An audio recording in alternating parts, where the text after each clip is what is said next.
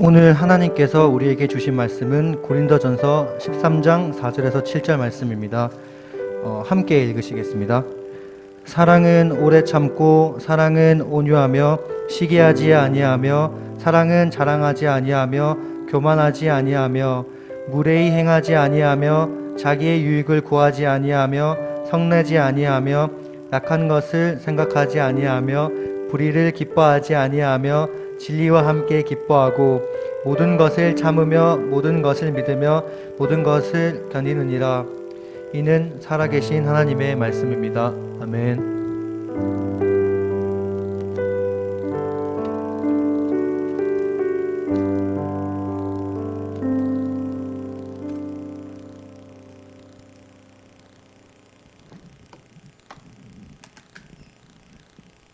할렐루야. 귀한 연주라 그래야 되죠? 너무나 감사합니다. 예. 오늘도 예배하는 모든 분들이 하나님의 은혜와 사랑 가운데 충만하시기를 주의 이름으로 축원합니다. 지난 주일에는 여러분 기억나나요? 요즘 맨날 물어보네요, 제가. 그죠? 지난주에 뭐 했는지 기억도 안 나는데, 그죠? 그래도 이렇게 좀 노력하다 보니까 조금씩 나요. 이게 좀 생각하다 보니까 지난주에 마다가스카르, 그죠? 선교지를 위해서 함께 기도했었죠. 왜냐면 막 기억나잖아요, 그죠? 예. 마다가스카르를 위해서 기도하면서 선교 예배 드렸죠. 하나님께서 여전히 선교하고 계시고 또 우리를 부르셔서 그 선교에 동참하기를 원하시고 계신다, 이런 말씀 드렸고요. 또 우리가 외국에 나가서 선교하지 못해도 또 우리가 기도함으로써 또 선교사님 또 위로하고 격려함으로써 또 때로는 선교 헌금을 통해서 선교에 동참할 수 있게 되는 것이죠. 그리고 내가 지금 있는 그곳에서 하나님의 사랑을 전하면서 우리는 여전히 선교하는 삶을 살아갈 수 있게 되는 것이죠. 지난달에, 그죠? 기억나세요? 지난달에 사랑을 말하다 설교했었는데 기억나죠? 그죠? 기억나죠? 예. 같은 본문으로 얘기를 했었어요. 이 시대에 사랑이 없음을 또 말하면서 오늘날 우리 그리스도인들이 세상 속에 빛과 소금의 역할을 감당함으로 말미암아 하나님의 사랑을 전하며 증거하는 그런 삶을 우리가 살아야 된다라는 그런 이야기를 드렸었습니다. 그래야지 세상에 뭔가 사랑이 있고 그 사랑을 말미암아 세상이 변화될 수 있다라는 거죠. 사도 바울은 모진 핍박과 어려움 속에서도 세상을 변화시키는 유일한 방법이 사랑이다 라고 그렇게 알고 믿고 행했던 사람이죠. 하나님께서도 죄인되고 원수된 우리를 심판하고 벌 내리시는 그런 방법보다는 오히려 자기 아들을 내어주셔서, 그죠? 그러므로 말미암아 하나님의 사랑으로 우리를 이제 구원해 주시기 원하는 거죠. 십자가에 예수 그리스도를 내어주심으로 말미암아 하나님의 사랑 우리가 깨닫게 하시고 또 하나님 우리가 믿고 또 사랑하게 하심으로써 구원의 길을 열어주시는 것이죠. 그래서 우리는 그 하나님의 사랑을 배워야 되는 것이죠. 하나님 사랑, 이웃 사랑에 대해서 말을 많이 듣고 또 하지만은 우리가 사랑해야 됨을 알지만은 때론 우리가 사랑해야 된다 그러면 제일 먼저 떠오르는 것이 어떤 개념이냐면 어떤 그냥 감정적인 사랑이죠. 남녀 간의 이성 간의 어떤 그런 사랑, 그 정도만 생각하는 것이 거의 대부분이죠. 그래서 사랑하라고 하면 그 사람에 대해서 내가 뭔가 좀 좋은 감정이나 사랑의 감정이 있는가? 뭐 이렇게 좀 생각해 보시면 전혀 그렇지 않죠. 그래서 막상 어떤 감정으로서의 사랑을 생각하다 보니까 누군가 사랑하기는 너무나 힘들고 어려운 일이 되는 것이죠. 감정이 없는데 뭐 감정을 뭐 만들려고 한다고 해서 그거 되는 것이 아니잖아요. 그리고 뭐 전혀 모르는 사람이기도 하고 어떤 경우에는 나와 관계가 안 좋은 사람이라면 더구나 사랑하는 말은, 사랑하라는 그 말은 전혀 와닿지도 않고 절대 하기 싫은 그런 하나님의 명령일 뿐이죠. 하지만 성경에 말하는 사랑은 그런 사랑이 아니죠. 굉장히 구체적이고 실제적인 그런 사랑입니다. 그래서 지난달에 사랑에 대해서 5가지를 먼저 함께 말씀을 나눴었죠.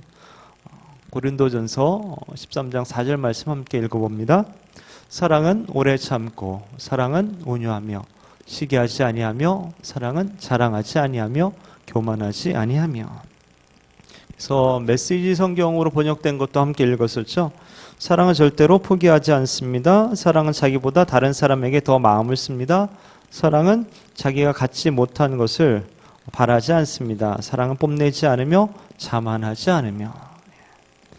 주님 안에서 우리가 사랑하고 또 이웃들을 사랑하라는 말은 그들에 대해서 이렇게 행하라는 거죠.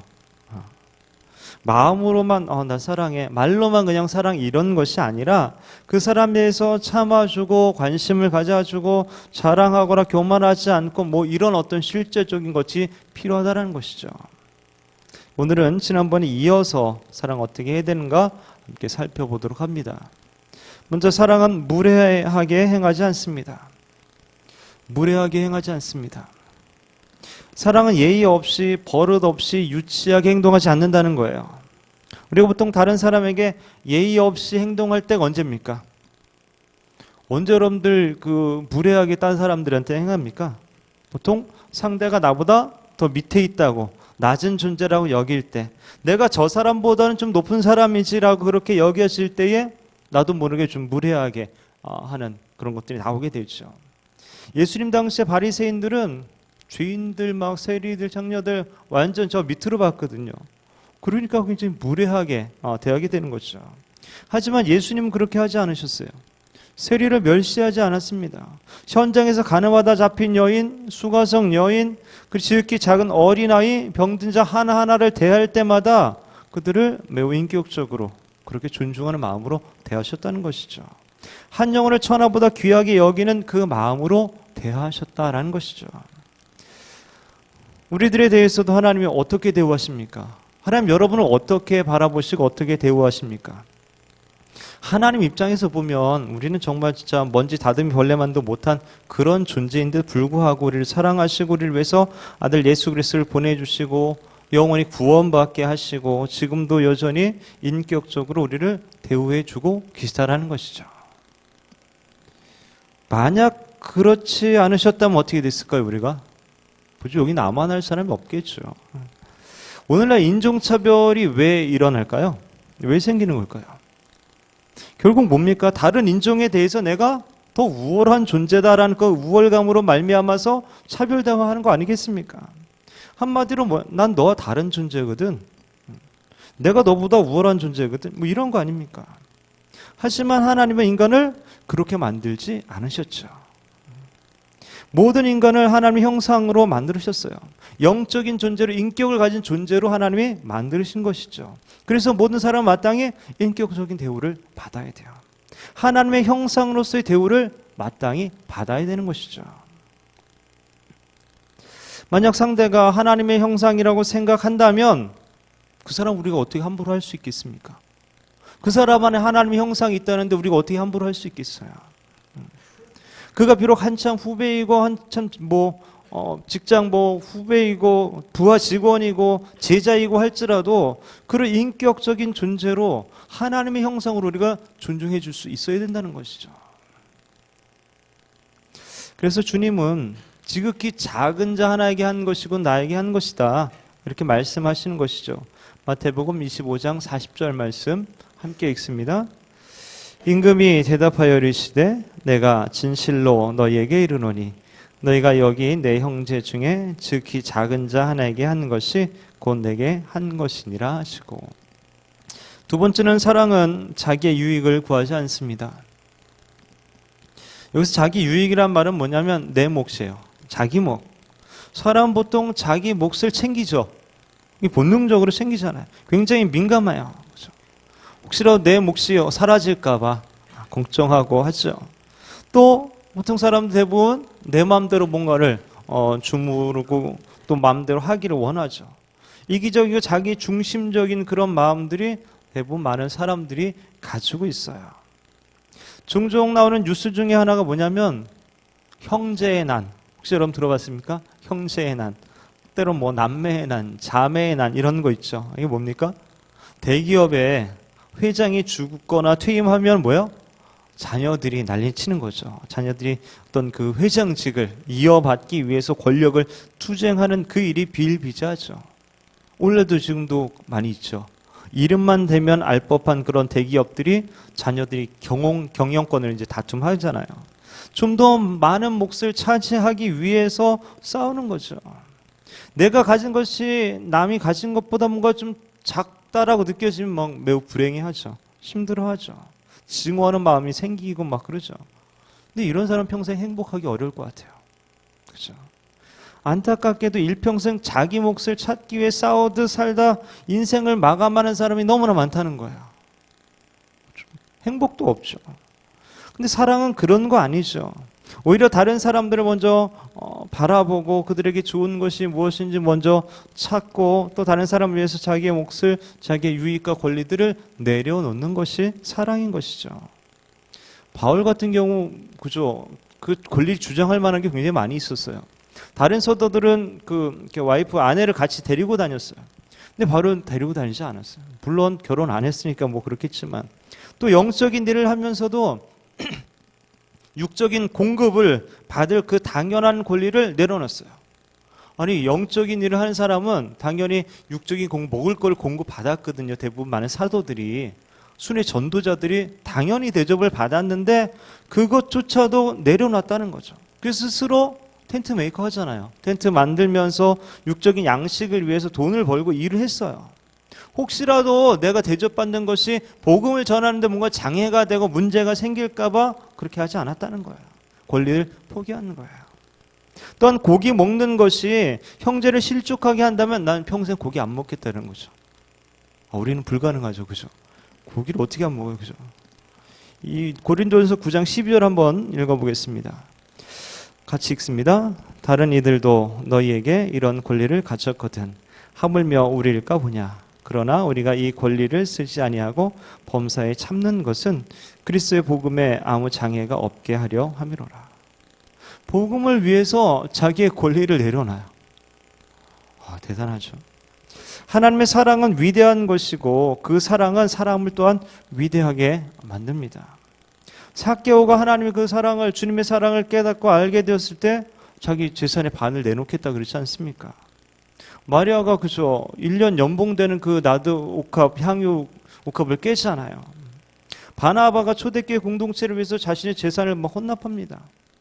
예수 그리스도께서 모든 인류를 구원하시기 위해서 자기의 권리를, 생명을 내어놓는 거 아닙니까?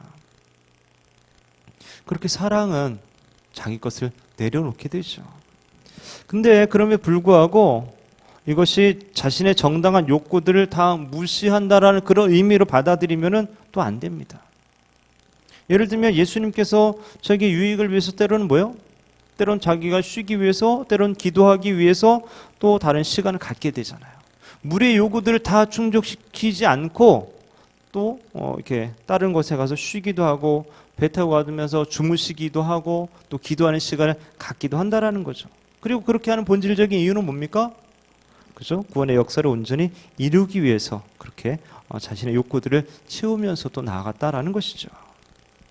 세 번째, 사랑은 성내지 않습니다. 야고보서 1장에 이렇게 말합니다. 내 사랑할 형제들아 너희가 알지니 사람마다 듣기는 속히 하고 말하기는 더디하며 성내기도 더디하라. 사람이 성내는 것이 하나님의 의를 이루지 못함이라. 승질을 내지 말라는 거죠. 근데 어떻게 여러분 살면서 화를 안 낼 수가 있습니까? 화가 나는 거 어떻게 해요? 화 낼 수도 있는 거죠, 뭐. 그죠? 어떤 일을 맡아서 막 열심히 하는데 뭐 그게 잘 안 되면 막 화 나잖아요. 그걸 내가 완벽하게 하고 싶은데 딴 사람들 안 도와주면 막 화가 나잖아요. 화 내기도 하죠. 그리고 뭔가 좀 불의한 일이나 잘못된 그 일을 보고 뭔가 바로잡고 싶을 때도 그죠? 선한 분노를 막 일으키게 되는 거잖아요. 필요하죠. 바울이 아덴에서 우상들을 보았을 때 막 이렇게 막 끌어올리죠. 막 예수님도 사람들의 마음속에 막 그 완악함을 볼 때 막 진노하시죠. 또 예루살렘 성전 가서 봤을 때 막 장사꾼들이 막 있고 막 동물 팔고 막 환전상 돈 바꿔주면서 막 이익 챙기는 사람들이 있고 막 화가 나가지고 막 채찍 만들어 다 내쫓아 버리죠.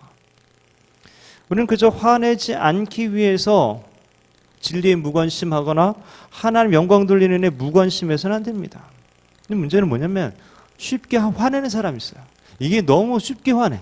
툭 하면 화내. 일단 승질부터 내고 봐. 막 이런 사람이 이게 문제예요. 그 고쳐야 되죠.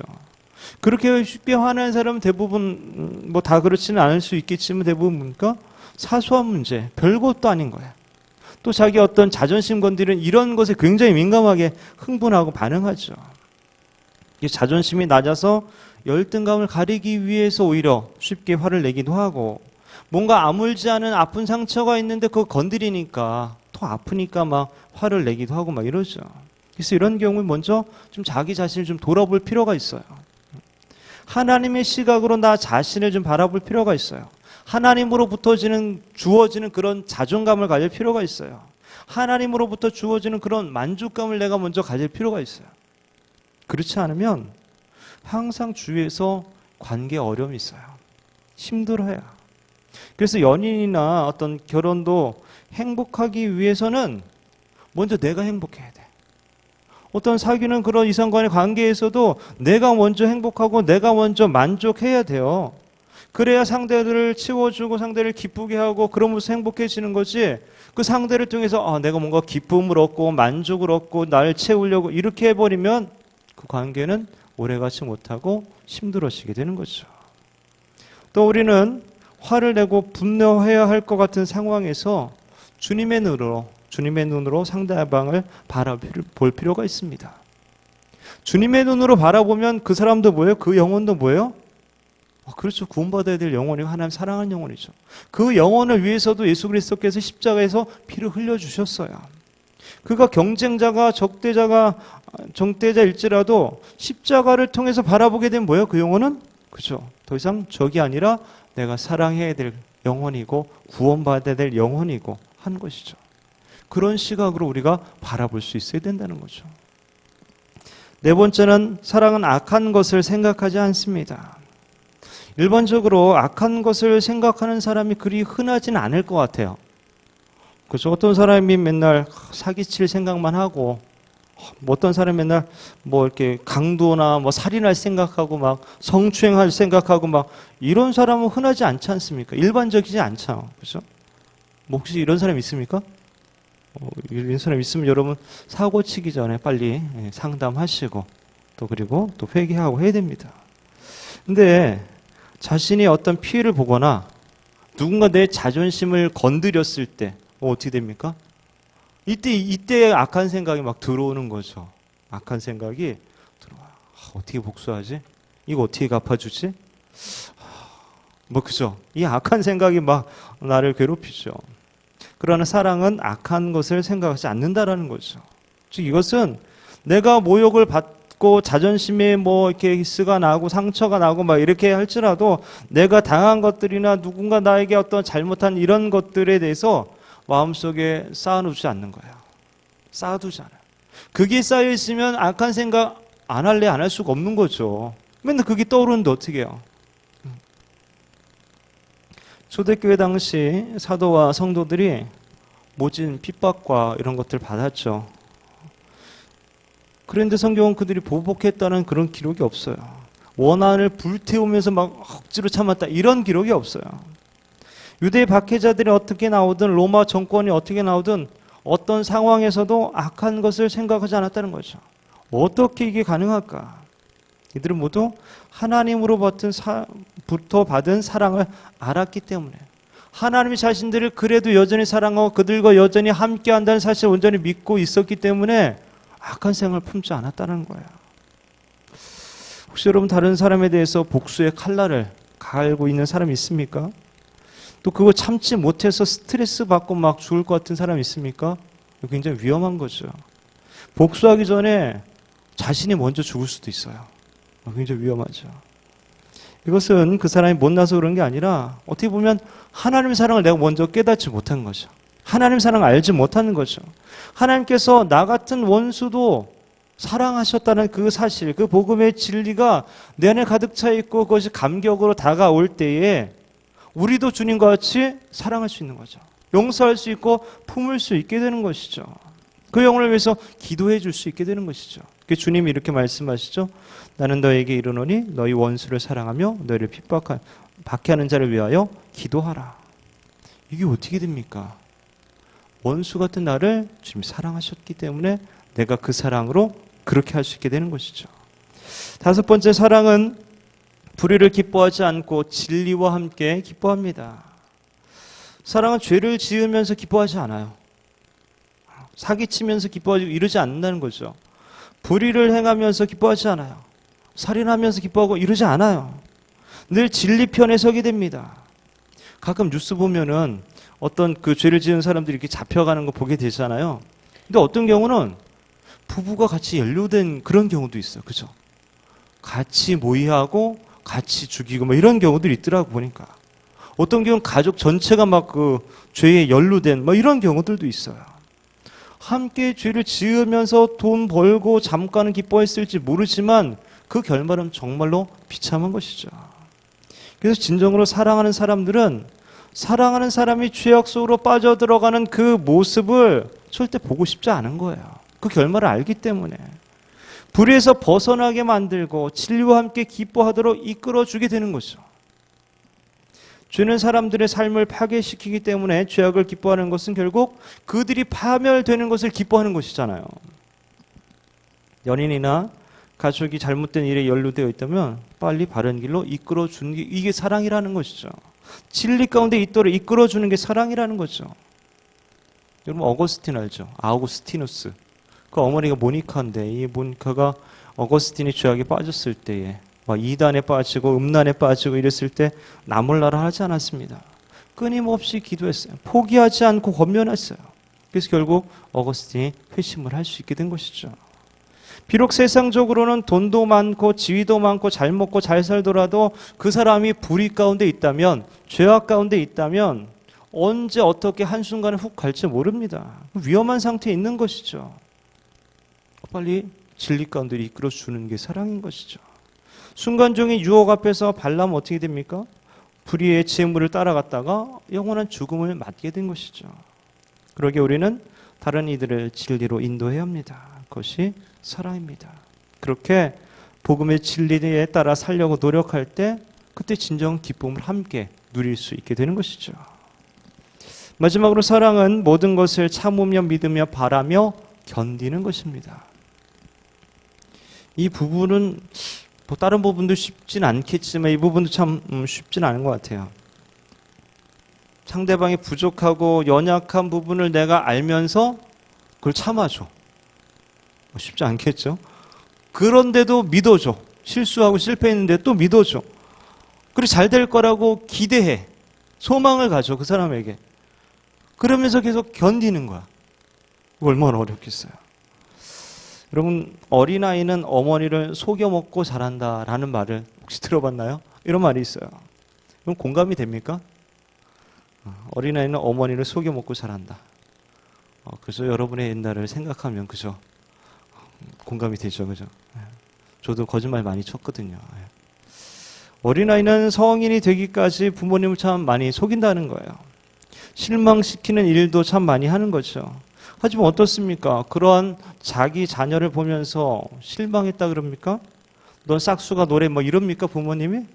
넌 이제 틀렸다 이럽니까? 부모는 그렇게 하지 않죠. 오히려 알면서도 속아주고 그냥 받아주고 끝까지 자녀에 대한 신뢰와 기대를 저버리지 않는 것이죠. 왜 그렇습니까? 부모는 자녀에 대한 믿음이 있는 것이죠. 지금은 좀 미숙하고 지금은 넘어지고 거짓말도 하고 실수하고 실패도 하고 부모를 실망시키지만 잘하고 성숙해지면 정직해질 것이고 책임을 다하는 바른 사람이 될 것이라고 믿기 때문에 그렇죠? 생각해보면 남의 자식에 대해서도 그럴까요? 그렇지 않겠죠? 남의 자식에 대해서 그런 믿음이 없지만 자기 자녀에 대해서는 믿는 것이 바로 사랑 때문이죠. 사랑 때문에. 사랑은 그렇게 믿어주는 거야. 이와 같이 부모님의 사랑이 있었기 때문에 오늘날 우리가 이만큼 믿는 것이 이만큼 성장한 것이죠. 물론 때로는 좀 심할 때도 있죠. 부모님이 그 믿음과 기대가 우리를 힘들게 만들 때도 있지만 하지만 여전히 우리를 사랑하시는 마음에는 변함이 없다라는 것이죠. 만약에 사랑하지 않는다면 신뢰하지 않겠죠. 신뢰도 없을 것이고 신뢰하지 않으면 소망도 없을 것이고 소망이 없으면 견딜 수도 없을 것입니다. 사랑은 뒤를 돌아보기보다는 믿음으로 앞을 내다보는 것 같아요.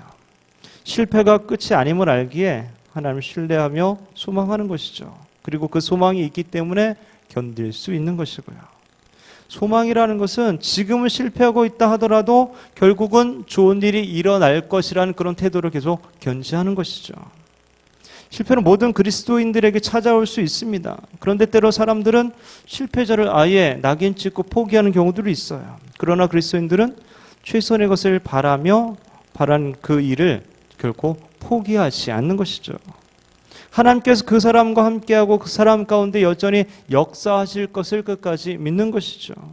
이런 낙관적인 태도는 상대방이 포기하지 않고 앞으로 나아갈 수 있는 용기와 소망을 줄 수 있게 되는 것이고요. 이 메시지 성경에서는 7절을 이렇게 번역합니다.